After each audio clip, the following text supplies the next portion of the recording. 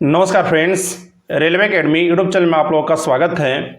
आज का वीडियो बहुत ही खास होने वाला है फ्रेंड, और आज हम लोग बात करने वाले हैं आरपीएफ 2023 में जो नई वैकेंसी आ रही है उसके लिए सबसे बेस्ट बुक के बारे में। अगर मैं अपने बारे में बताऊं फ्रेंड, तो मैंने भी आरपीएफ का एग्जाम दिया था जो पिछली बार वैकेंसी आई थी, और मेरा जो रनिंग पड़ा था फ्रेंड वो पड़ा था आसनसोल में। तो कैसे मैंने तैयारी की थी और किस प्रकार से आपको तैयारी करना चाहिए, एक कंप्लीट वीडियो होने वाला है। ना केवल हम यहाँ पे बुक के बारे में बात करेंगे बल्कि इसका सिलेबस क्या है, क्योंकि कई मैं यूट्यूब चैनल पे देख रहा था तो सिर्फ वो जो सिलेबस लिखा हुआ है वही सिलेबस बता रहे हैं। तो क्या इसका सिलेबस है, कहाँ पे आपको विशेष ध्यान देना है, कौन से टॉपिक को आपको किस तरीके से पढ़ना है, किस टॉपिक को छोड़ना है, किस टॉपिक को पढ़ना है, कहाँ पे आपको ध्यान देना है, कहाँ पे आपको इग्नोर करना है, कौन सा आपको टेस्ट सीरीज लगाना है, कौन सा आपको बुक पढ़ना है, कैसे मैंने पढ़ा था और कैसे अभी आपको बदले हुए सिलेबस के अनुसार से पढ़ना है, एक कंप्लीट वीडियो होने वाला है। तो वीडियो को थोड़ा सा आराम से देखिएगा, हम अपने टैबलेट पे बहुत ही आराम से सारे चीज़ों को एक्सप्लेन करेंगे। तो अगर आपके पास समय नहीं है तो प्लीज़ आप इस वीडियो को समय निकाल करके देखें, क्योंकि वीडियो को मैंने थोड़ा सा समझाने के व्यू से बनाया है, बहुत ही विस्तार से समझाने के व्यू से बनाया है। तो अगर आप वीडियो में छोड़ कर जाना चाहते हैं तो प्लीज़ आप इस वीडियो को यहीं से छोड़ दीजिए, क्योंकि अगर आप बीच में छोड़ेंगे तो फिर इस वीडियो का कोई महत्व नहीं रह जाएगा। तो मैं चाहता हूं केवल 5 लोग ही देखें, लेकिन 5 लोगों का इस वीडियो से फायदा होना चाहिए। और वैसे छात्र जो अभी तक मेरे चैनल को सब्सक्राइब नहीं किए हैं, बहुत कम ही मैं बोलता हूं सब्सक्राइब करने का, आप सब्सक्राइब कीजिए, हमारे लिए एक मोटिवेशन होगा। और भी जो आपके दोस्त भाई बंधु हैं उनको इस चैनल के बारे में बताइए। बहुत ही कम वीडियो लाता हूं, लेकिन जितने भी वीडियो लाता हूं क्वालिटी वाला वीडियो लाता हूं। तो चलिए हम लोग अपने टैबलेट स्क्रीन पे चलते हैं। जैसा कि आपको पता होगा फ्रेंड, जो आरपीएफ की जो वैकेंसी आ रही है 2023 में, उसके लिए जो आपका सिलेक्शन का प्रोसेस है वो 3 चरणों से होकर के गुजरता है। पहला तो है सीबीटी, जिसमें आपका कंप्यूटर बेस्ड टेस्ट लिया जाएगा। दूसरा जो है वो आपका रनिंग यानी कि फिजिकल होगा, और तीसरा आपका होगा डॉक्यूमेंट वेरिफिकेशन, और उसके बाद आपके मेडिकल के बाद आपका इसमें ज्वाइनिंग करवाया जाता है मेरिट लगा करके। तो यहाँ पे अगर हम एग्जाम पैटर्न की बात करें फ्रेंड, तो यहाँ पे जो आप प्रश्न आते हैं वो 120 नंबर का आपका प्रश्न आएगा, और 120 नंबर के प्रश्न में आपके कुल 120 क्वेश्चन होंगे, जिसके लिए कुल आपको 90 मिनट का समय दिया जाएगा। अगर हम यहाँ पे बात करें कि आखिर प्रश्न कहाँ से आते हैं, तो यहाँ पे आपको जीके से यानी कि जनरल अवेयरनेस से आपको यहाँ पे 50 क्वेश्चन देखने को मिलेंगे, जिसके लिए आपको कुल टोटल 50 मार्क्स मिलेंगे। यहाँ पे अगर बात करें फ्रेंड कि आखिर इसमें 50 नंबर में आपका क्या क्या पूछा जाएगा, तो मान लीजिए 10 नंबर मिनिमम मैं मान के चलता हूँ, 10 नंबर जो है वो आपका करेंट अफेयर रहेगा, बाकी 2-3 नंबर आपका स्पोर्ट्स से भी रहेगा। बाकी जो विविध तरह के जो प्रश्न होते हैं तो 5 नंबर में वहाँ से मान लेता हूँ। बाकी जो आपका यहाँ से 35 नंबर रहेगा, ये 35 नंबर में आपका हिस्ट्री, ज्योग्राफी, पॉलिटी, इकोनॉमिक्स, जितने भी चीज़ें आती है वो सारी चीज़ें आपको यहाँ पे देखने को मिलेगी। उसके अलावा अगर यहाँ पे बात करें फ्रेंड, तो यहाँ पे मैथ आ जाता है, और मैथ की अगर बात करें तो यहाँ पे आपको 35 क्वेश्चन रहेगा, जिसके लिए आपको 35 मार्क्स दिए जाएंगे। यहाँ पे एक चीज़ ध्यान देना है, बहुत सारे लोग एसएससी की तरह यहाँ पे मैथ सोचते हैं, तो यहाँ पे इस तरह का मैथ्स नहीं आता है। यहाँ पे जो आपके मैथ्स आते हैं वो बिल्कुल बेसिक वाला, मतलब बेसिक में नहीं कह सकता हूँ, बल्कि ये बोल सकता हूँ कि यहाँ पे एडवांस मैथ के कुछ टॉपिक को अवॉइड किया गया है। उसके अलावा यहाँ पे अगर रीजनिंग की बात करें तो रीजनिंग से आपको यहाँ पे 35 नंबर के प्रश्न देखने को मिलते हैं, और यहाँ इसके लिए आपको 35 क्वेश्चन पूछे जाते हैं। तो ये आपका एग्जाम पैटर्न हो गया। अगर हम बात करें फ्रेंड कि आखिर इसका सिलेबस किस तरह से है और किस तरह से आपको तैयारी करना है, तो सबसे पहले अगर हम बात करें तो आरपीएफ में जो आपका मेन रोल निभाने वाला है वो आपका जीके निभाने वाला है। यहाँ से आपको 50 क्वेश्चन पूछे जाएंगे, और इसके लिए अगर हम बुक की बात करें फ्रेंड, तो यहाँ पे आपको जैसा कि मैंने बताया था, करेंट अफेयर से ऑलमोस्ट कम से कम आपके 10 क्वेश्चन पूछे जाएंगे। तो करेंट अफेयर के लिए आपको एक बुक को एकदम गांठ बांध लेना है। स्पीडी पब्लिकेशन की करेंट अफेयर आती है, बाकी आपको जितने भी यूट्यूब पे जो बुक बताया जाता है उनसे आप बिल्कुल दूर रहिए। स्पीडी को मैंने पढ़ा था, और मैं अगर बताऊं फ्रेंड तो मेरे लिए अभी तक मैं स्पीडी को पढ़ते आ रहा हूं, मेरा जॉब भी हो गया है, उसके बाद भी मैं पढ़ते आ रहा हूं।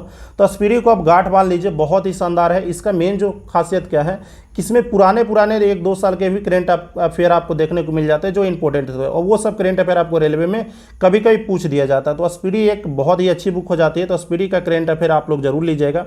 इसके साथ ही अगर हम जीके की बात करें तो जीके में आपको बहुत ज़्यादा हाई फाई बुक की तरफ नहीं जाने की ज़रूरत है। जो आप पढ़ रहे हैं वही बुक आपको फॉलो करना है। जैसे मैं आपको कुछ इंपॉर्टेंट बुक बता देता हूं जो मैंने पढ़ा था। पहला तो है लूसेंट जो मैंने पढ़ा था, दूसरी जो है वो स्पीडी की पब्लिकेशन की बुक है, और तीसरी जो बुक मैंने पढ़ा था वो लूसेंट का सामान्य ज्ञान पढ़ा था।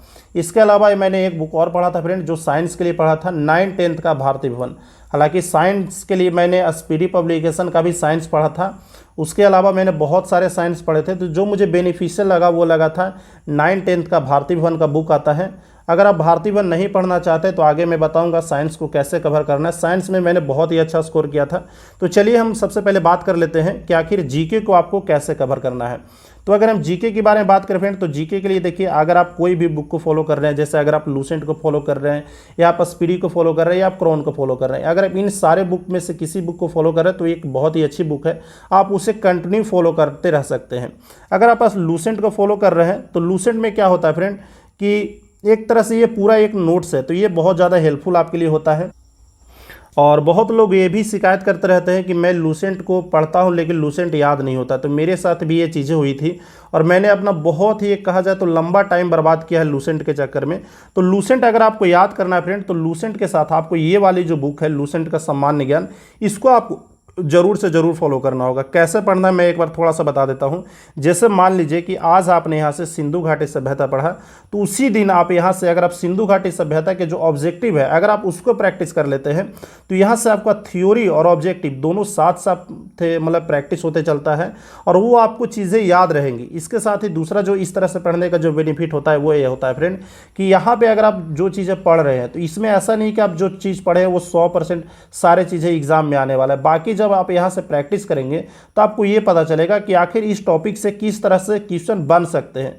तो ये दो बुक को आपको बिल्कुल साथ साथ पढ़ना है। इसके साथ ही बहुत सारे ऐसे भी स्टूडेंट होंगे फ्रेंड जिनको लूसेंट नहीं समझ में आता है। तो मेरे साथ भी यही था, स्टार्टिंग के दिनों में मुझे लूसेंट उतना अच्छा नहीं लगता था। तो मैं क्या फॉलो करता था फ्रेंड, ये जो स्पीडी की बुक है इसको मैं ज़रूर से ज़रूर फॉलो करता था। अगर आपने अभी तक स्पीडी को नहीं पढ़ा है तो स्पीडी एक बहुत ही अच्छी बुक है फ्रेंड। बहुत सारे लोग ऐसे मिलेंगे जो कहेंगे कि स्पीडी से कुछ नहीं आता है, स्पीडी बहुत आउटडेटेड हो गया है, स्पीडी तुम क्यों पढ़ रहे हो। लेकिन वैसे बोलने वाले आज भी सेट लगा रहे हैं, आज भी प्रैक्टिस कर रहे हैं और मैं स्पीडी पढ़ कर के ही अपना सिलेक्शन दे दिया। ऐसा नहीं है कि मैंने सिर्फ स्पीडी पढ़ा था, लेकिन स्पीडी मेरे जीवन में एक इम्पोर्टेंट रोल निभाया। किस चीज़ में, तो निगेटिव से बचाने में। और दूसरी जो चीज़ है वो ये है कि यहाँ से मैंने आसान क्वेश्चन को गलत नहीं किया। एग्ज़ाम में कई बार ऐसा होता है कि आसान क्वेश्चन को ऑप्शन के द्वारा गलत कर देते हैं या बहुत इजी क्वेश्चन एग्जाम में छूट के कई बार आ जाता है, तो वो चीज़ आपका यहाँ से कंप्लीट होगा। तो अगर आप स्पीडी को नहीं फॉलो करते हैं तो स्पीडी को बिल्कुल फॉलो कीजिए। ऐसा नहीं है 1-2 पेज पढ़ना बहुत ज़्यादा कठिन नहीं है, यहाँ पे रिपीटेड क्वेश्चन होते रहते हैं, तो आप स्पीडी को फॉलो कर सकते हैं। तो ये चीज़ हो गया। दूसरी एक अल्टरनेटिव आप ले सकते हैं ये एनसीईआरटी सार को। एनसीईआरटी सार को आपको कैसे पढ़ना है, अगर मान लीजिए आप लूसेंट पढ़ रहे हैं तब आपको एनसीईआरटी सार की तरफ जाने की ज़रूरत नहीं है। अगर आप लूसेंट नहीं पढ़ रहे हैं फिर आपके लिए एनसीईआरटी सार आपका पढ़ना बहुत ज़रूरी हो जाता है। इस बुक की जो मेन खासियत है वो यह है कि ये बुक जो है फ्रेंड वो पूरी तरह से एनसीईआरटी पे आधारित है और बहुत कम क्वेश्चन दिए हुए हैं और बहुत जल्दी याद हो जाता है। तो आप दो चीज़ें कर सकते हैं। पहला, तो अगर आप लूसेंट पढ़ रहे हैं तो आपको एनसीईआरटी सार बिल्कुल नहीं पढ़ना है, क्योंकि आपको 2 बुक पढ़ने की ज़रूरत नहीं है आरपीएफ के लिए। अगर आप लूसेंट नहीं पढ़ रहे हैं फिर आपको एनसीईआरटी सार पढ़ना है। अगर आप लूसेंट पढ़ रहे हैं फिर भी आपको ये स्पीडी का बुक पढ़ना है। अगर आप एनसीईआरटी सार भी पढ़ रहे हैं फिर भी आपको ये स्पीडी का बुक पढ़ना है। यानी कि किसी भी हाल में स्पीडी का 2 पेज आप गांठ बांध लीजिए रेलवे में अगर आपको सिलेक्शन लेना है तो। इसके अलावा मैंने अगर साइंस की बात करूँ फ्रेंड, तो मैंने साइंस के लिए जैसा कि आपको बताया था, मैं भारती भवन का जो बुक फॉलो करता था। 9th और 10th क्लास की भारती भवन आती थी, ये एनसीईआरटी की ही बुक होती है, उसी का ही इजी लैंग्वेज में भारती भवन का बुक आता है। मैंने बहुत सारे वीडियो में बता रखा है, लेकिन यहाँ पे आपको समय देना पड़ेगा। ये बुक थोड़ी सी समझ रहे क्लास बुक का बुक है, तो यहाँ पे आपको समय देना पड़ेगा। बाकी यहीं से क्वेश्चन भी आता है, तो अगर आप पढ़ना चाहते हैं तो एक बार इसको पढ़ लीजिए। मैंने बहुत दिन, केमिस्ट्री मेरा बहुत ही वीक था, मैंने यहीं से अपना केमिस्ट्री सुधारा था और बहुत ही अच्छा मैं हर एक एग्जाम में साइंस में स्कोर किया हूँ। उसका जो मेन क्रेडिट देता हूँ वो 9th-10th के भारती भवन को देता हूँ। इसके अलावा बहुत सारे लोग ये भी सोच रहे होंगे कि सर मुझे क्लास नोट्स तो पढ़नी नहीं है, मुझे क्लास की बुक पढ़नी नहीं है, तो कोई और बुक बता दीजिए। तो ये जो आप देख रहे हैं ये एनसीईआरटी पैटर्न पे किरण पब्लिकेशन की वन लाइनर अप्रोच बुक है, इसको भी आप लोग फॉलो कर सकते हैं। बहुत ही सरल लैंग्वेज में और वही सारी एनसीईआरटी चीज़ वाली बात लिखी हुई है, तो इसको भी आप लोग फॉलो कर सकते हैं। इसके साथ ही मैं एक चीज़ बताना चाहूँगा फ्रेंड, जो मेरे साथ हुआ था। मैं देने गया था रेलवे में एएलपी टेक्नीशियन का एग्ज़ाम और उसके बाद जो था वो मेरा आरपीएफ का एग्ज़ाम था। तो 2 क्वेश्चन ऐसे थे जो मेरे शिफ्ट से डायरेक्ट टू डायरेक्ट जो आरपीएफ का एग्ज़ाम था वहाँ पे ऑप्शन सहित पूछ लिए गए थे। तो बहुत बार ऐसा होता है कि जब आप एग्ज़ाम दे रहे हो ना तो उस समय के जो क्वेश्चन होते हैं वो रिपीटेड होते रहते हैं, क्योंकि जो टेस्ट सेट करने वाला जो होता है उसके पास एक क्वेश्चन का बैंडल होता है कि इतना क्वेश्चन से मुझे यहाँ से वहाँ सेट कर लेना है, तो कई बार वो चीज़ें रिपीटेड होती है। तो PYQ यानी कि प्रीवियस ईयर आपके लिए इंपॉर्टेंट हो जाता है। ये भी मैं बताऊँगा कि आपको यहाँ से कहाँ से लगाना है। तो चलिए हम लोग आगे बात कर लेते हैं। बाकी अगर आपको कोई डाउट रह जाता है, किसी प्रकार से कोई टॉपिक अगर आपको नहीं समझ में आ रहा है तो कमेंट कीजिएगा, मैं पर्सनली आपको रिप्लाई दे दूंगा। उसके बाद जो अगला टॉपिक आ जाता है वो मैथ आ जाता है। अगर आपने मैथ और रीजनिंग 2 टॉपिक अगर आपने सही कर लिए तो 70 नंबर में से आप कम से कम 65 आराम से स्कोर कर सकते हैं। अगर मैथ के बारे में बुक की बात करें तो बहुत सारे लोग ये पूछते हैं कि सर मुझे मैथ की कोई बुक बता दीजिए। तो भाई साहब, अगर मैथ की कोई बुक होती तो बहुत अच्छी बात है। मैथ के लिए मैं बुक बता देता हूँ। ये है आपकी सागिर अहमद की बुक और ये है आपकी किरण पब्लिकेशन की बुक। बुक के मैथ में कभी भी आपको इम्प्रूव नहीं कर सकता। मैथ में अगर आपको इम्प्रूव होना है तो आपको प्रैक्टिस करना पड़ेगा। मैं बहुत बार बोल रखा हूँ, रोटी और मैथ दोनों प्रैक्टिस का चीज़ है। जब तक आप प्रैक्टिस नहीं करेंगे कोई माई का लाल नहीं है जो आपको मैथ सिखा दे। तो प्रैक्टिस एक इंपॉर्टेंट रोल निभाता है। बाकी अगर आप बुक फॉलो करना चाहते हैं तो अगर आपके पास सागिर अहमद है फिर भी आप फॉलो कर सकते हैं। अगर आपके पास RS अग्रवाल की एक बुक आती है वो भी अगर आपको है तो भी फॉलो कर सकते हैं। सागिर अहमद में एक प्लस पॉइंट क्या है फ्रेंड कि यहाँ पे जो चीज़ें होती है वो थोड़ी सी मतलब ईजी लैंग्वेज में समझाया हुआ तरीके में और प्रैक्टिकल तरीके में यहाँ पे सॉल्यूशन इसका होता है। बाकी अगर आप RS अग्रवाल लेते हैं तो RS अग्रवाल में थोड़ा एक सवाई मान करके मैथ को बनाया हुआ रहता है बेसिक फॉर्मूले से, तो वो थोड़ा सा मुझे पसंद नहीं आता है। इसके अलावा आपको एक चीज़ ज़रूर से ध्यान रखना है, यहाँ पे आपको एडवांस मैथ आपको नहीं पढ़ना है। एडवांस मैथ कहने का मतलब है अलजेब्रा, ये सब चीज़ें जो होती है जो ACC में पूछी जाती है उसको आपको यहाँ पे अवॉइड कर देना है। हालांकि मैं कोशिश करूँगा एक बार मैथ के जो सिलेबस है इंपॉर्टेंट टॉपिक है उसका एक बार यहाँ पे पिक लगा देने का, तो वो चीज़ आपको वहाँ पे करना है। बाकी आपको एडवांस में अलजेब्रा हो गया, हाइट एंड डिस्टेंस हो गया, ट्रिग्नोमेट्री हो गया, ये सब चीज़ें आपको नहीं पढ़नी है। तो वही चीज़ आपको यहाँ से पढ़ना है जो RPF में पूछे जा रही है। तो वही सब टॉपिक आपको यहाँ से कंप्लीट कर लेना है। और दूसरी जो चीज़ आपको ध्यान देना है, इस बुक को कैसे पढ़ना है वो मैं बता देता हूँ। जैसे देख लीजिए, मान लीजिए कि आप आज ट्रिगोमेट्री आपका ट्रिगोमेट्री में बोल रहा हूँ। जैसे मान लीजिए कि आपका साधारण ब्याज है, चक्रवृद्धि ब्याज आपका वीक है, तो यहाँ पे इस बुक में क्या खासियत है कि यहाँ पे 10,000 से प्लस आपको ऑब्जेक्टिव क्वेश्चन देखने को मिल जाते हैं।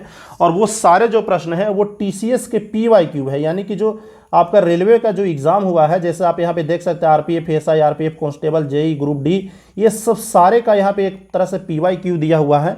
तो इसको क्या करना है कि जो भी आपको टॉपिक दिक्कत कर रहा है वो टॉपिक के जितने भी क्वेश्चन है आप यहाँ से प्रैक्टिस कर लीजिए। इससे क्या होगा फ्रेंड कि जो टॉपिक आपका दिक्कत कर रहा है वो टॉपिक आपका कंप्लीट हो जाएगा। इसके साथ ही मैं बताना चाहूँगा, अगर आप मैथ और रीजनिंग सुधारना चाहते हैं तो टेस्ट सीरीज एक इंपॉर्टेंट रोल निभाता है, उसके बारे में हम लोग आगे बात करेंगे। उसके बाद जो अगला टॉपिक आ जाता है वो रीजनिंग का आ जाता है। रीजनिंग के लिए अगर मैं बात करूँ फ्रेंड तो सिर्फ और सिर्फ आप एक बुक को फॉलो कर सकते हैं, वो है ये वाली। इसको भी आपको पूरा नहीं पढ़ना है। जो टॉपिक जो रीजनिंग का मान लीजिए सिलोजिज्म या कोई भी टॉपिक आपको दिक्कत कर रहा है तो उस टॉपिक में जाइए और उसके जो प्रीवियस ईयर यहाँ से दिए हुए हैं करीब 85-100 से प्लस यहाँ पे आपको ऑब्जेक्टिव क्वेश्चन देखने को मिल जाएंगे, तो वो सिर्फ आपको यहाँ से कर लेंगे। बाकी आप जो टेस्ट सीरीज लगाते हैं वहीं से आपका रीजनिंग यहाँ से कंप्लीट हो जाएगा। अगर हम टेस्ट सीरीज की बात करें फ्रेंड तो मैंने अगर अपने बारे में बताऊँ तो मैंने बहुत सारे टेस्ट सीरीज लगा रखे हैं। मैंने ग्रेड अप लगा रखा है। उस समय जब मैं एग्ज़ाम की तैयारी कर रहा था रेलवे की, तो वो ऑनलाइन तैयारी का भी टेस्ट सीरीज आता था तो मैंने उसको लगा रखा है। ओली बोर्ड का मैंने टेस्ट सीरीज लगा रखा है। मैंने वाईफाई स्टडी का टेस्ट सीरीज लगा रखा है। तो मैंने बहुत सारे टेस्ट सीरीज लगा रखे हैं। अभी तक मुझे जो सबसे सही लगता है वो टेक्स्ट बुक लगता है। इसकी जो मैं रीज़न आपको शो करता हूँ और सबसे पहले ये बताता हूँ कि आखिर आपको ये टेस्ट सीरीज लगाना कैसे है। तो लिंक मैं नीचे दे देता हूँ, वहाँ से भी डाउनलोड कर सकते हैं, चाहे प्ले स्टोर पे भी जाकर के डाउनलोड कर सकते हैं। यहाँ पे जो टेस्ट सीरीज होता है फ्रेंड उसका सॉल्यूशन और क्वालिटी दोनों बिल्कुल सही होता है।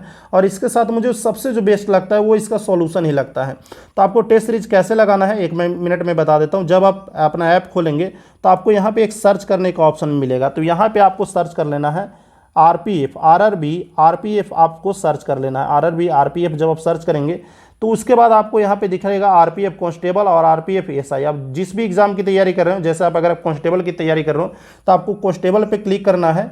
उसके बाद आपको यहाँ पे देखिएगा, जब आप कांस्टेबल पे क्लिक करेंगे तो आपको थोड़ा सा स्क्रॉल डाउन बाएं साइड में करके जाना है, दाएं साइड में। उसके बाद आपको यहाँ पे टेस्ट का एक ऑप्शन मिलेगा। टेस्ट के ऑप्शन पे जब आप क्लिक करेंगे तो आप यहाँ पे देख रहे होंगे friend RPF constable 2023 mock test series.